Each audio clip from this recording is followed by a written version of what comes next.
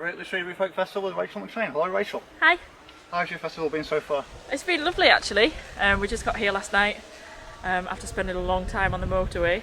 But I think it was one of the first concerts of the festival and we were the first act over in Marquee too, and it was stacked out, so it was lovely. Yeah, it was a good crowd.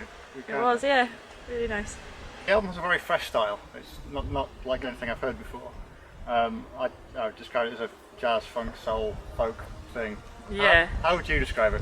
Oh, I don't know. Kind of like that really. I don't know exactly what it is, and I think that every track just kind of evolves into something and kind of draw on influences of all the different members of the band. Yeah. And it just ends up being whatever it is, but kind of don't start off with a set style in mind that we're going to do this song in a folk jazz kind of style. It just kind of happens, whatever happens.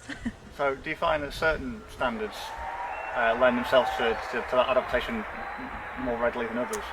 I don't know, I haven't really encountered anything that we've not really been able to do things with. I think it's quite a forgiving kind of genre really. The songs stand up in their own right, so... So who are your favourite artists outside of folk? Outside of folk? I like all kinds of things. I'm a big Joni Mitchell fan. And kind of listened to all sorts of stuff in the house when I was growing up. Lots of different, sort of along the lines of jazz and the funk kind of stuff that I listen to, but all kinds of folk music, a lot of classical music. I grew up playing classical cello really. Oh right, okay. So all kinds of different things. Yeah. What was it that made you think that this sort of crossover might be worth trying? I don't think I set out to do a crossover as such. I'd played with quite a lot of the folk musicians in Newcastle already. So when I came to do this project, I just fancied having a go at working with somebody different. Yeah. It wasn't necessarily that I was thinking of doing any kind of fusion or crossover, but just friends and people that I knew in Newcastle that just happened to be from outside the folk scene. Okay. I just thought it'd be fun to see what happened and what we did. So that's how you met the band. It was just through people you'd played with in Newcastle. Yeah, I'd played with a drummer in a collaboration with a singer-songwriter, done some stuff, and he plays in a couple of bands, one band with a keyboard player and one band with a bass player. So yeah, the drums are quite important on the album, aren't they, as well? They're quite varied, aren't they? They are, yeah. Initially I wasn't too sure about whether having drums was a good idea, because kind of once they're there and it's difficult to tell the drummer to shut up sometimes, but he's actually really good. He's kind of quite subtle, and no, absolutely, yeah. I think even on songs like The Drowned Sailor, where you wouldn't exactly first think to put drums with it, I think it works really well. Yeah. It builds it. So how much of a band effort was the CD? Oh, it's a complete band effort, yeah.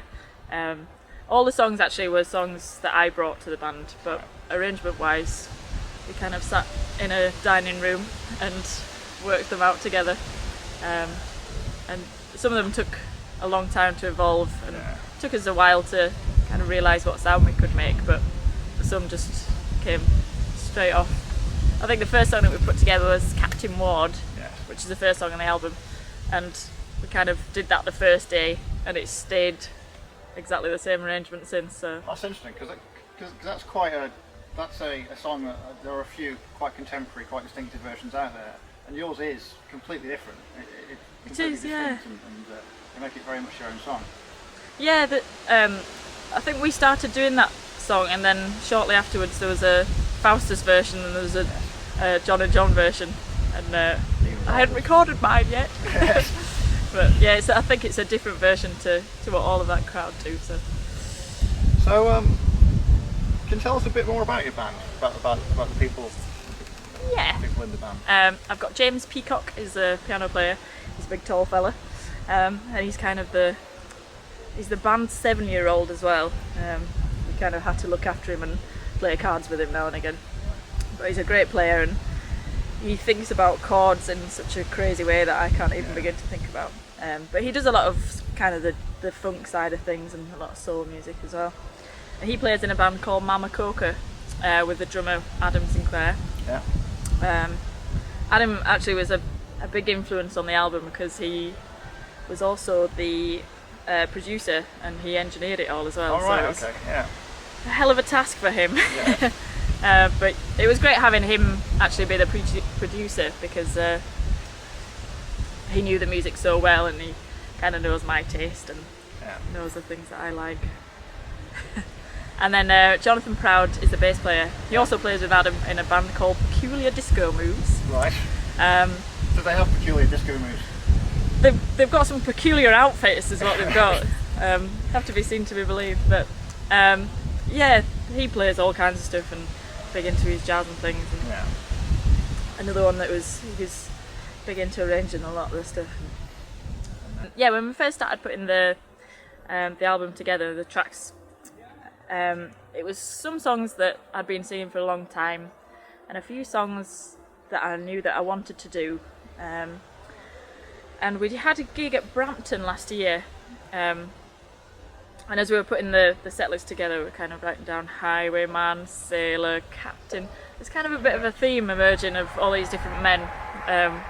So from that, a lot of the other songs kind of naturally fitted into place then. The theme, there's lots of fellas, but mostly the women are the stronger characters in the songs, so that's where the album title No Man's Fool came from. Quite often last night you were on stage without an instrument, without your cello or your fiddle. Is that unusual? Does that feel strange? It does, yeah. It is quite hard to learn to put them down, because especially in Bellowhead, so used to always playing one or the other. But it feels quite a treat sometimes to be able to just stand up and just sing and not have anything to play, so it's quite nice. You've just been to Canada for 3 weeks with Bellowhead. I have. How was that? It was good. It was a long time with all those boys.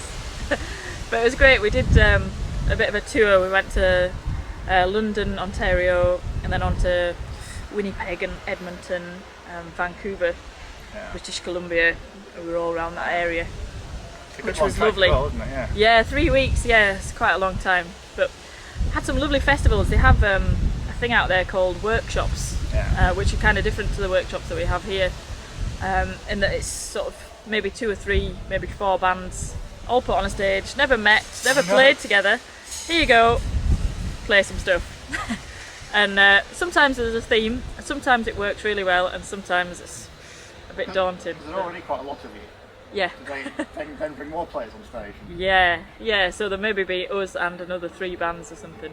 But occasionally they had a cooking with brass workshop where just the brass players and I think John, Benji and John went up and did that one. And we had another one called Hair of the Dog, which all the folkies went to, and we were provided with beer at 11 in the morning.